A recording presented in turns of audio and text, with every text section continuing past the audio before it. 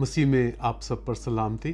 जैसा कि पहले कि हमने रोज़े की तारीख को कलीसिया के अंदर देखा थोड़ा सा, अब इसको हम मज़ीद आगे बढ़ाते हैं और हम देखते हैं कि पुराने अहदनामे में ख़ास तौर पर रोज़ा जो है वो किस तरीके से हुक्म के तौर पर आया शरीयत में, और उसके बाद हम देखते हैं किस तरीके से जो जो थे पुराने अहदनामे में जो रोज़ों का जो दिन थे वो बढ़ाते गए। और उसके बाद हम देखेंगे कि मसीह के दौर के अंदर जो है वो रोज़ा किस तरीके से जो यहूदी थे वो रखते थे।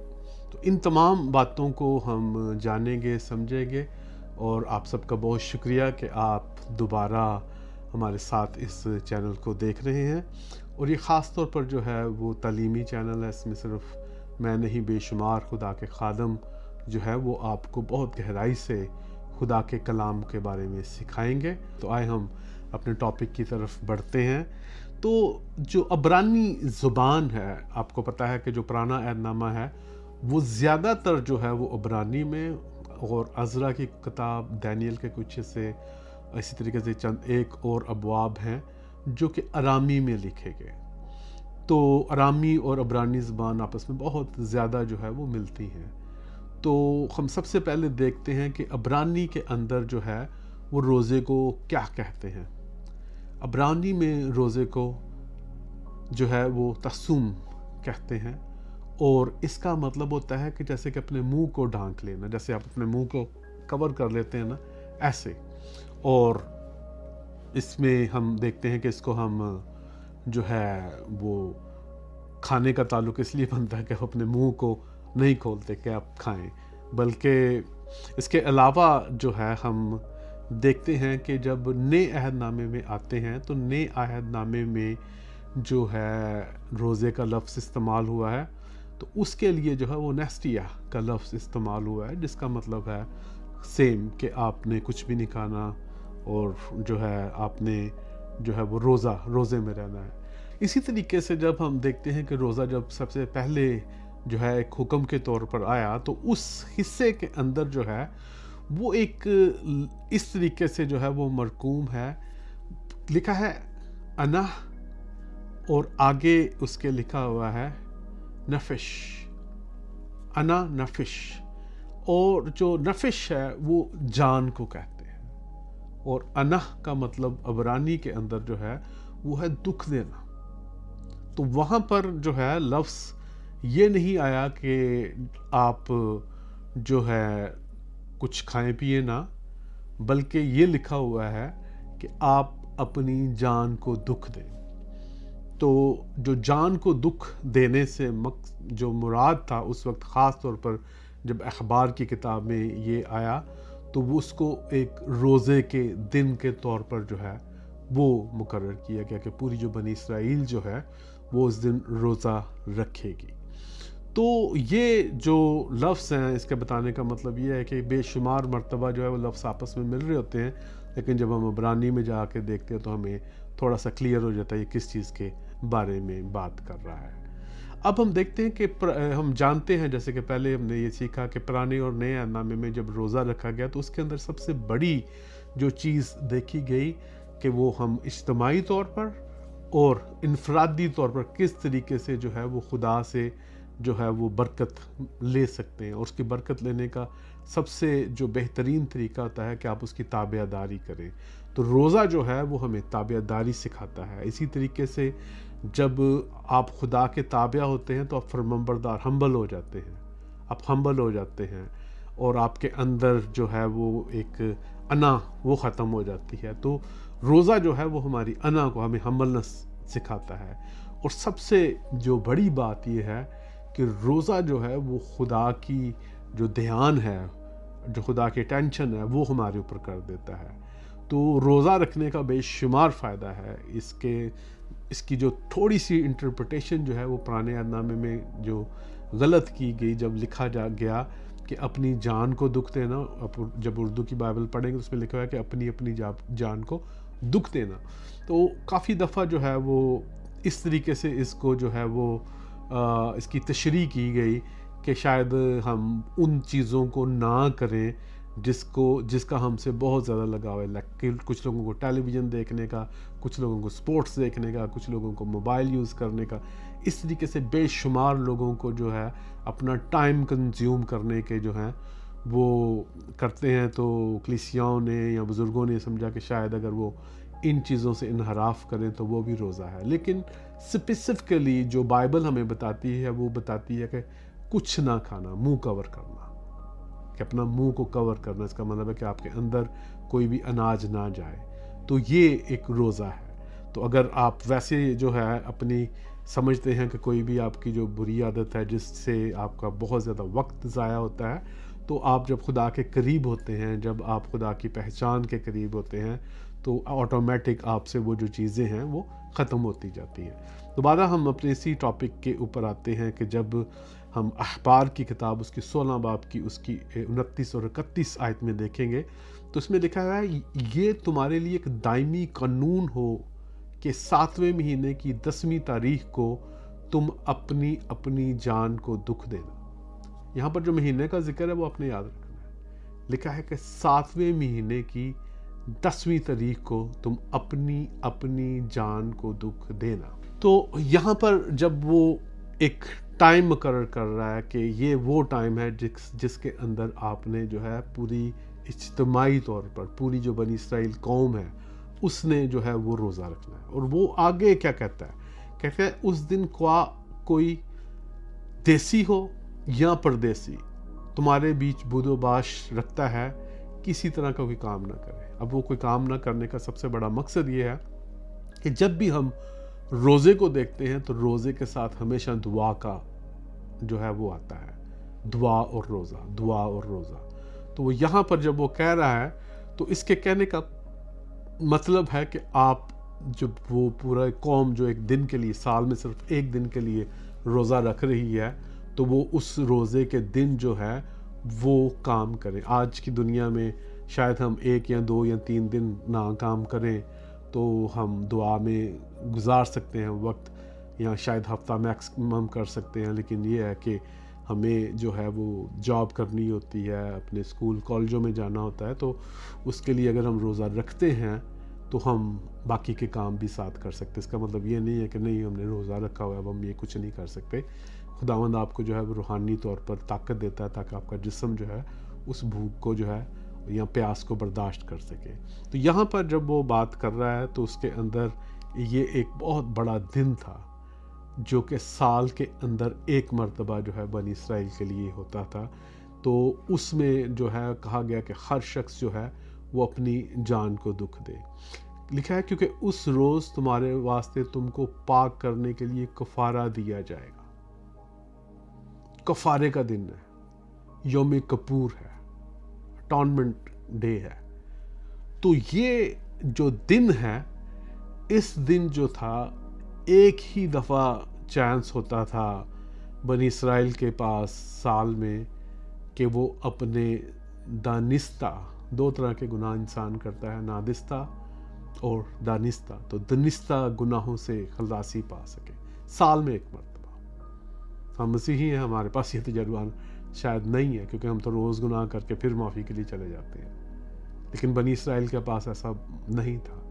जब उन्होंने कोई जानबूझ के गुनाह किया होता था तो पूरा साल उनको वेट करना पड़ता था। मैं चंद दिनों में जो है मैं यौम कपूर पे, अटॉनमेंट डे के ऊपर, कफ़ारे के दिन के ऊपर एक तफसीलन वीडियो डाल रहा हूँ कि कैसे वो यीशु मसीह के अंदर जो है वो तमाम हमें अमल पूरा होता हुआ नजर आता है। हम उसकी तफसीलात देखेंगे कि दानिस्ता गुनाह कैसे होते थे, कैसे उसके लिए कुर्बानी दी जाती थी, और इसके बाद जो यौम कपूर वाले दिन किस तरीके से कुर्बानी दी जाती थी। हम उसकी तफसील देखेंगे।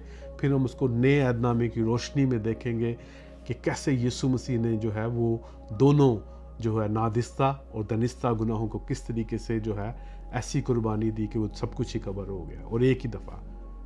तो इसकी हम वीडियो जो है लाजमी आप देखिएगा। लेकिन हम अपने टॉपिक की तरफ बढ़ते हैं। लिखा है आगे, सो तू अपने सब गुनाहों से खुदावन के हजूर पाक ठहरोगे, पाक हो जाओगे सब गुनाहों से। लिखा ये तुम्हारे लिए ख़ास आराम का सबत होगा।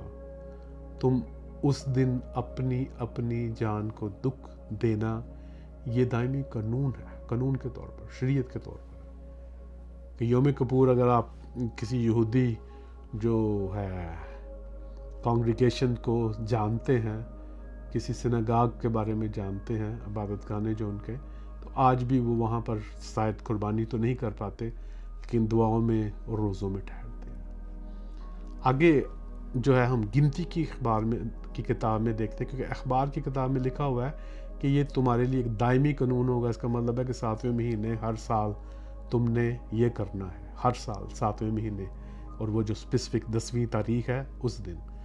अखबार की किताब में जब हम आते हैं तो लिखा है फिर उसी 7वें महीने की 10वीं तारीख को तुम्हारा मुकद्दस मजमा हो, तुम अपनी अपनी जान को दुख देना, इस तरह का काम ना करना। तो दोबारा वो कह रहा है कि तुमने 7वें महीने की 10वीं तारीख को, जो कि ज्यू कैलेंडर के मुताबिक है, वो अपनी अपनी जान को दुख देना है और कोई काम नहीं करना। आगे जब हम जाते हैं तो एक बड़ी खूबसूरत चीज़ हम नए अहदनामे में देखते हैं। जब मैं नए अहदनामे को हम देखते हैं अमाल की किताब उसके 27 बाब की 9 आयत में, तो वहाँ पर ये लिखा है, जब बहुत अरसा गुजर गया और जहाज़ का सफ़र इसलिए ख़तरनाक हो गया कि रोज़े का दिन गुजर चुका था, तो पौलुस ने उन्हें यह कहकर नसीहत की। यहाँ पर जो लिखा हुआ है ना, रोज़े का दिन, इसका मतलब है योम किपुर। ये तकरीबन 1500-1600 साल का ये अरसे बाद की जो है वो अमाल की किताब जो है वो लिखी गई। उस वक्त जो है ये कहा जा रहा है कि इसका मतलब है कि उस वक्त भी जो है वो रोज़े का जो दिन था वो होता था। और आज, जैसे मैंने पहले कहा, आज भी हैकल तो मौजूद नहीं है, लेकिन आज भी जो सिनागाग्स हैं, जो उनकी इबादत गाहें हैं, वहाँ पर जो है आज भी रोज़े के अंदर जो है वो लोग ठहरते हैं। हम जब आगे बढ़ते हैं तो हम यहाँ पर कुछ और पुराने अहदनामे के अंदर देखेंगे कि पुराने अहदनामे में एक्चुअली जो रोज़े जो हैं वो कैसे ऐड हुए। क्योंकि हम जब पहले देखते हैं अखबार की किताब के अंदर तो एक ही दिन था, लेकिन हम ये देखते हैं कि उनको जब रोज़े की अफादियत का पता चला, क्योंकि जब वो रोज़ा रखते थे उसके बाद उनको जो उसके जो बेनिफिट्स या रिज़ल्ट्स मिलते थे, ख़ास तौर पर रूहानी, और कई दफ़ा जो रूहानी रिज़ल्ट हैं वो आपकी जिस्मानी लाइफ के अंदर नज़र आते हैं, तो उन्होंने उस वक्त के बाद जो है वो रोज़े के दिनों को बढ़ाना शुरू किया। तो हम देखते हैं कि जो ज़करिया की किताब के अंदर 7वें बाब की 3 से 5 आयत में लिखा है, और रबुल फ़ाज के घर के काहिनों और नबियों से पूछें कि क्या मैं 5वें महीने में गोशानशी होकर मातम करूं, जैसा कि मैंने साल हा साल से किया। तो इसका मतलब है कि वो दोबारा उसी बात को जो है वो कह रहा है कि 7वें महीने के अंदर हम जो करते थे, क्या हम 5वें महीने के अंदर भी करें। आगे लिखा है, तब रबुल फ़ाज का कलाम मुझ पर नाजिल हुआ कि मुमलकत के सब लोगों और काहिनों से कह कि जब तुम 5वें और 7वें महीने में उन 70 वर्ष तक रोज़ा रखा और मातम किया, तो क्या कभी मेरे लिए, ख़ास मेरे लिए रोज़ा रखा? जब तुम खाते पीते थे तो अपने ही लिए ना खाते पीते थे। यहाँ पर एक जो चीज़ है कि जो 70 साल तक हमें पता है कि जो बनी इसराइल है वो असीरी में रहे, और ये उन दिनों के अंदर भी जो है वो रोज़े में ठहरते थे। तो यहाँ पर जो एंड में वो कह रहा है, तो कह रहा है कि क्या तुमने मेरे लिए रोज़ा रखा? ये नबी जो है खुदा का पैगाम दे रहा है। खुदा कह रहा है कि क्या तुमने मेरे लिए रोज़ा रखा? तो हमारी जो एक्चुअली जो इंसान है वो हमेशा जो है वो ड्रिफ्ट होता है। ड्रिफ्ट होने का मतलब है कि वो रास्ते से जो है वो भटक जाता है। इसलिए जो है यीशु मसीह ने कहा कि तुम मेरे बगैर कुछ नहीं कर सकते। क्यों? क्योंकि अगर हम कुछ भी करना चाहते हैं तो हमारा मेन फोकस जो है, हमारा जो ध्यान जो है, जैसे कि इब्रानियों 12 बाब के अंदर कहता है, वो सिर्फ और सिर्फ यीशु मसीह के ऊपर होना चाहिए। जब हम उसको शरीयत के तौर पर या एक लीगलिज्म के तौर पर जो है अपनी इबादतों को करना शुरू कर देते हैं, जैसे कुछ लोग कहते हैं वो मैंने 3 घंटे दुआ करनी है, वो एक लीगलिज्म बन जाता है, वो एक जो है शरीयत बन जाती है। लेकिन जब आप कहते हैं कि नहीं, मैंने 3 घंटे खुदा के साथ वक्त गुजारना है, तो कई दफ़ा ये भी हो सकता है कि आप 2 घंटे गुजारें, कई दफ़ा ये भी हो सकता है आप 1 घंटा गुजारें, कई दफ़ा ये भी हो सकता है आप 4 घंटे गुजारें। तो ये लीगलिज़्म फिर जो है वो नहीं रहता। तो इसी तरीके से ये लोगों को हालांकि मैंडेट मिला हुआ था कि वो रोज़ा रखेंगे, लेकिन हम देखते हैं कि वो रोज़े को उन्होंने कैसे लिया कि उन्होंने एक शरीयत के तौर पर उसको करना शुरू कर दिया। हालांकि वो शरीयत के अंडर ही थे, लेकिन उन्होंने उसको उसके अंदर अपनी जो इंसानियत है उसको जो तब्दील नहीं करना चाह रहे थे, बल्कि वो जैसे कि भूख हड़ताल है उस तरीके से कर रहे थे। हालांकि रोज़ा जो है वो एक इबादत है, रोज़ा जो है वो एक दुआ है, रोज़ा जो है वो एक दुआ है। तो यीशु मसीह ने भी जो है हमें ये बताया है ना कि जब तुम रोज़ा रखो तो वो एक इबादत का तरीका है। तो हम ये देखते हैं कि जब नबूकदनेस्सर ने जो है बनी इसराइल के ऊपर हमला किया और उसने तमाम वहाँ के जो इंटेलिजेंट लोग थे उसकी नज़र में उनको वो उठा के ले गया जो है वो बाबुल में, बगदाद जो आजकल का इलाका है बगदाद के अंदर। तो उस वक्त जो पीछे लोग रह गए थे उनके लिए उसने एक गवर्नर को मुकर्रर किया और कुछ लोगों ने आके उसको मार दिया। तो एक उस दिन भी जो है एक और जो है वो रोज़े का दिन जो है वो ऐड किया गया था। इसी तरीके से हम यर्मिया की किताब उसके जो है 12 और 13 आयत के अंदर देखते हैं, लिखा है कि शाह बाबल नबूकदनेस्सर के ऐद की 19वीं बरस के 5वें महीने के 10वें दिन जलादारों का सरदार नबूजुलदान जो शाह बाबल के हुजूर में खड़ा रहता था यरूशलेम में आया। और आगे लिखा है और उसने खुदावंद का घर, यानी कि खुदावंद का घर का मतलब है हैकल, बादशाह का कैसर यानी कि बादशाह का महल और यरूशलेम के सब घर यानी हर एक बड़ा घर आग से जला दिया। यानी कि वो घर जो बहुत खूबसूरत थे उन सब को जो है उसने जो था जला दिया था। और ये वो दिन था जो कि 5वें महीने की मैं बात कर रहा हूँ, जब जिसकी बात ज़िक्रिया कर रहा है कि उन्होंने रोज़े के दिन को ऐड किया था। तो इस तरीके से हम ये देखते हैं कि पहले एक हुक्म था, यहाँ पर जो है हमला हुआ, फिर हमला जो है दूसरा हुक्म आया। तो वहाँ पर जब हम एरर एक देख रहे हैं, यानी कि एक एरर का मतलब एक जो प्रॉब्लम देख रहे हैं वो ये हो रहा है कि जो इंसान जैसे ड्रिफ्ट होता है तो खुदा के बगैर, तो वो ड्रिफ्ट होते थे तो वो भूख हड़ताल तो करते थे, लेकिन वो उनका जो दिल था वो खुदा की तरफ नहीं था होता। तो इसलिए जो है वो योएल नबी जो है वो पहले बाब की 14 आयत में कहता है कि ये भी वही दिन थे, ये भी एक दिन थे जो बहुत ज़्यादा जो बनी इसराइल को रिपेंटेंस की ज़रूरत थी। ये वो दिन थे जब बनी इसराइल को जो है वो खुदा की करीबी और खुदा से मदद की ज़रूरत थी।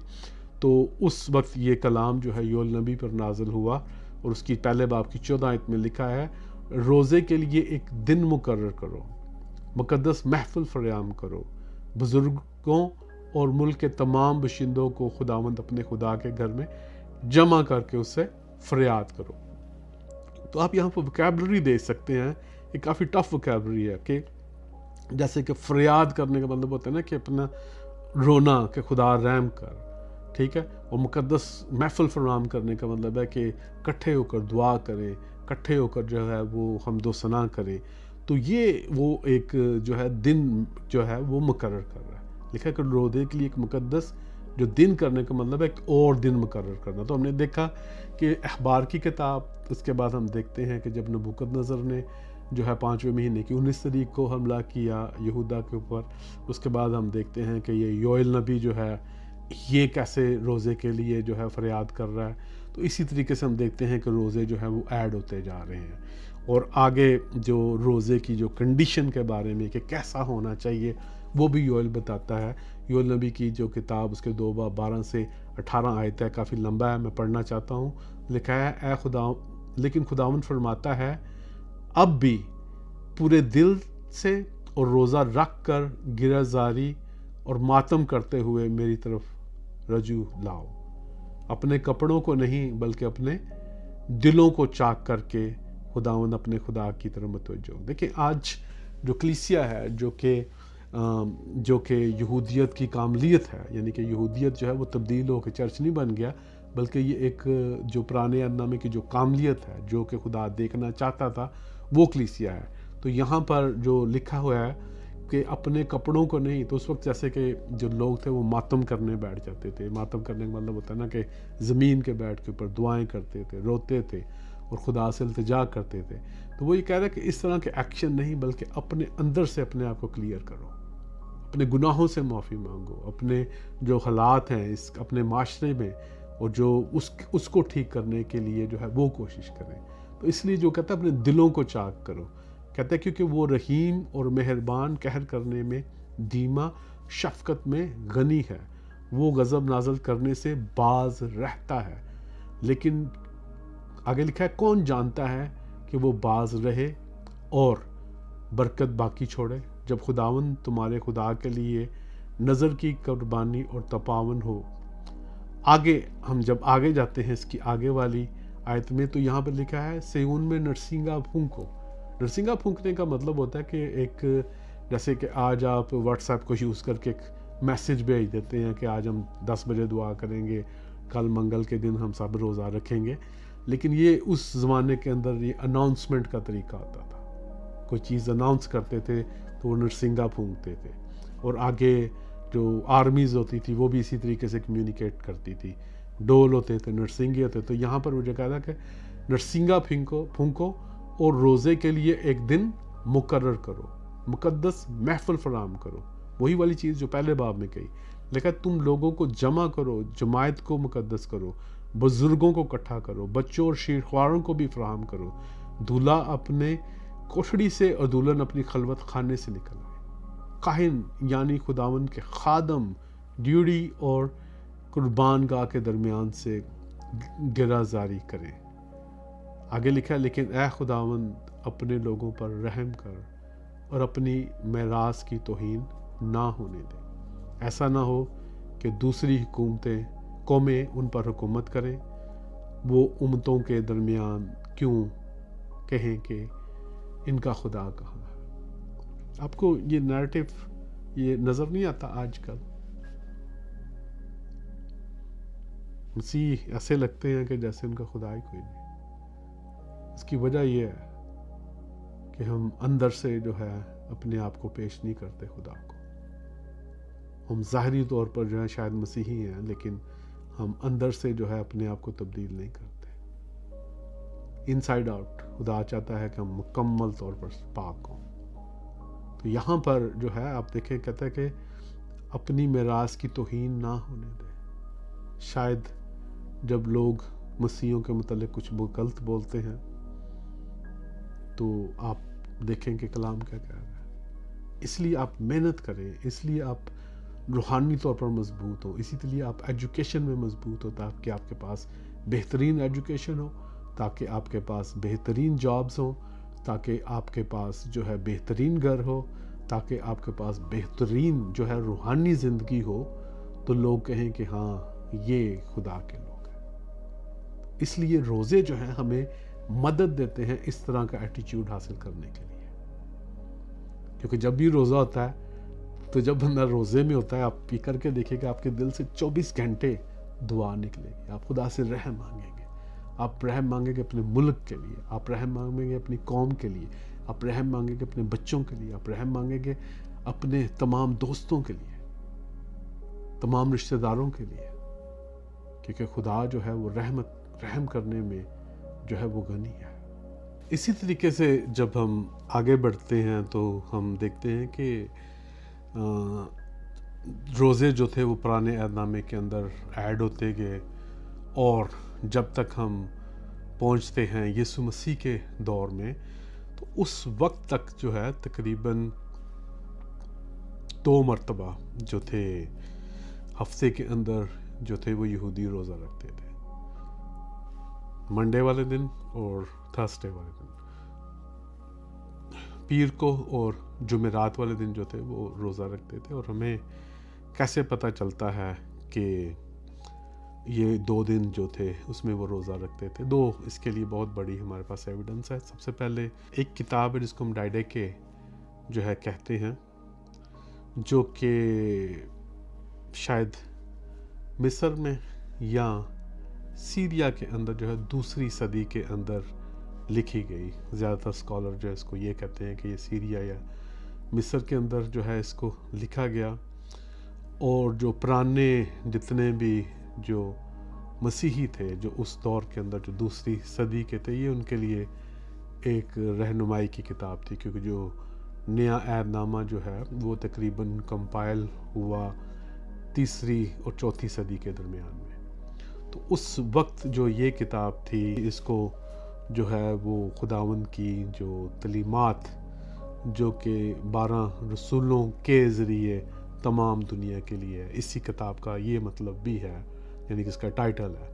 यहाँ तो उसको डैडी के कहते थे और यहाँ ये कहते थे। तो ये जो किताब जो है ये गुम गई और सालों साल जो है इसका पता नहीं लगा, क्योंकि जंगें होती थी, ज़लज़ले आते थे, तो चीज़ें तबाह होती थी। लेकिन एक जो इसकी जो ग्रीक कापी है, इसकी जो यूनानी एक जो इसकी कॉपी थी, वो 1873 के अंदर 1873 के अंदर जो है एक शख्स था जिसका नाम था फिलोथियोस, उसको मिली। आप उसकी तस्वीर देख सकते हैं।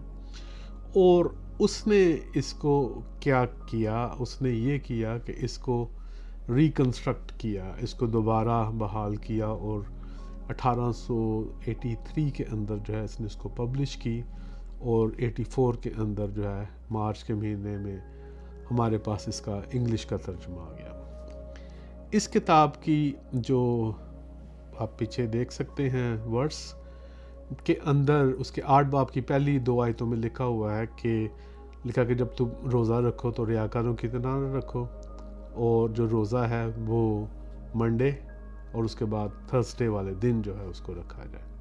ठीक है, तो शुरू में जो है वो कलीसिया जो है वो भी इसको ऑब्ज़र्व करती थी। क्यों?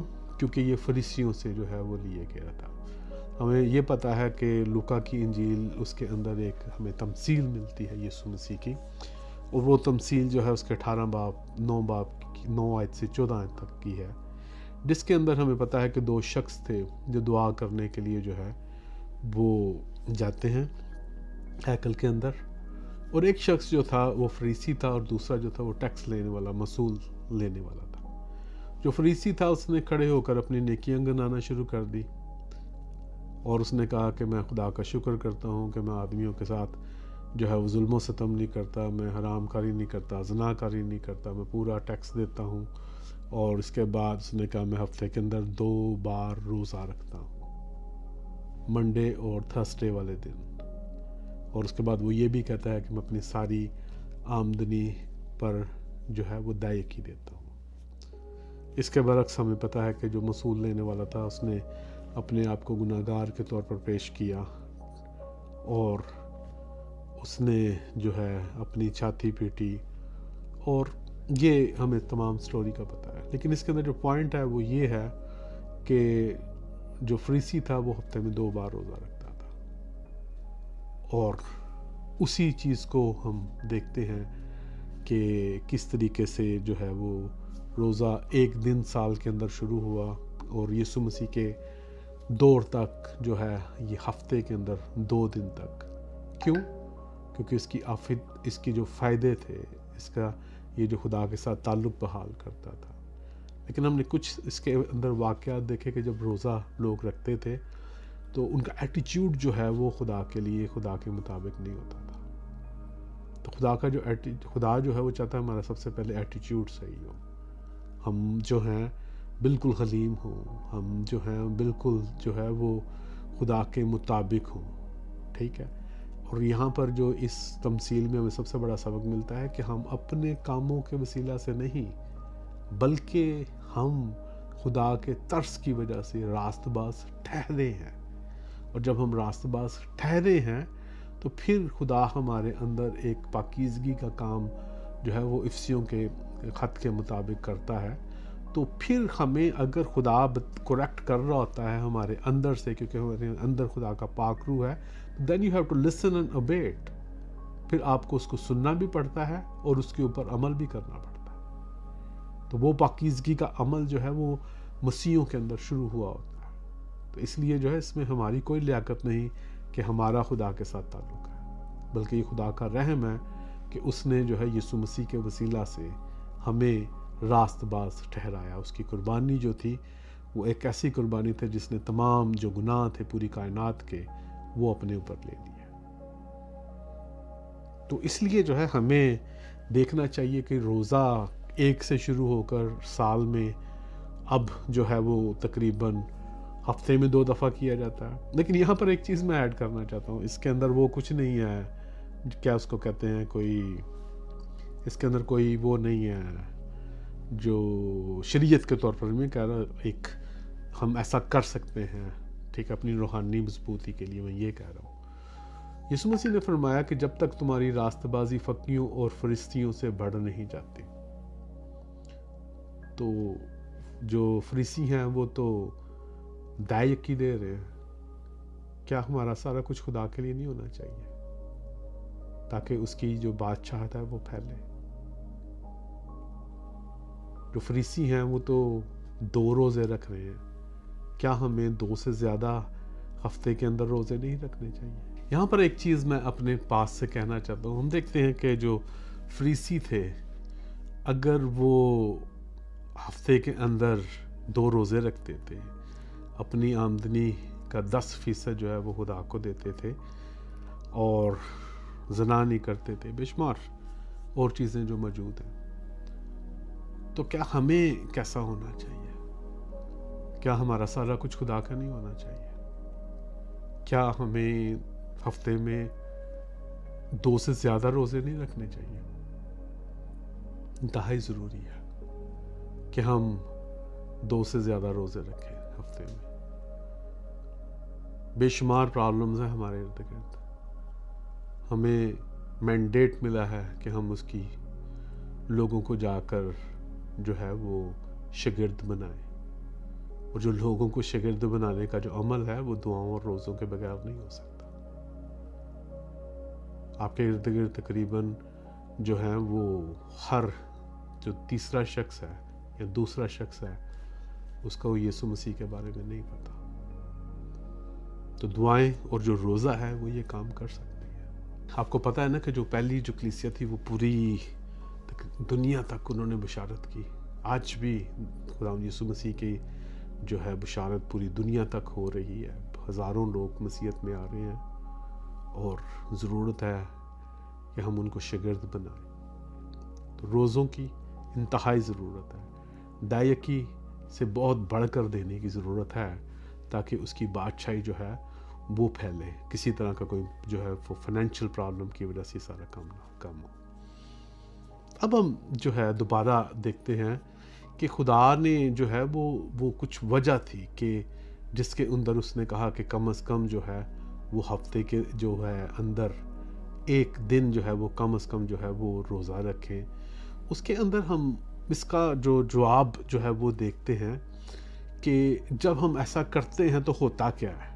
इस्तिश्ना की किताब उसकी 8 बाब की 3 आयत में लिखा है, और उसने तुझको आजिज़ किया भी और तुझे भूखा होने दिया, और वो मन जैसा ना तूने ना तेरे बाप दादा जानते थे तुझको खिलाया, ताकि तुझको सिखाए कि इंसान सिर्फ रोटी ही से जीता नहीं रहता बल्कि हर बात से जो खुदा के मुंह से निकलती है वो जीता रहेगा। और कहता है उन 40 वर्षों में ना तो तेरा तन पर तेरे कपड़े जो थे वो पुराने हुए और ना तेरे पांव सूजे। तो आप देखें कि जब हम रूहानी तौर पर खुदा के साथ चल रहे होते हैं तो खुदा जो है शायद हमें भूखा रखना चाहता है, लेकिन वो हमें हमारे ऊपर मन बरसाता है, हमारी हर एक चीज़ के ऊपर वो बरकत दे देता है। तो इसलिए जो है ना ये इंतहाई ज़रूरी जो है इबादत है कि हम जो है वो रोज़े को रखें। इसी बात को हम मत्ती 4 बाब की 4 आयत में देखे हैं। उसने जवाब में कहा, लिखा है कि आदमी सिर्फ रोटी से नहीं जीता रहेगा बल्कि हर एक बात जो खुदा के मुंह से निकलती है। दरअसल जो है वो इसी बात को जो है इस्तिश्ना की किताब उसके 8 बाब की 3 आयत को जो है वो यहाँ पर कोड किया जा रहा है कि बताने का मकसद ये कि जब हम रोटी नहीं खाते, जब हम पानी नहीं पीते, तो खुदा जो है वो रूहानी तौर पर हमारे ऊपर जो है वो हमें मजबूत करना शुरू कर देता है। हमारी जो ज़रूरतें हैं वो खुदा पूरी करना शुरू कर देता है। खुदा जो है वो हमें तब्दील करना शुरू कर देता है। खुदा जो है वो हमसे अपना काम लेना शुरू कर देता है। इसलिए जो है हमें हर वक्त जो है वो तैयार रहना चाहिए।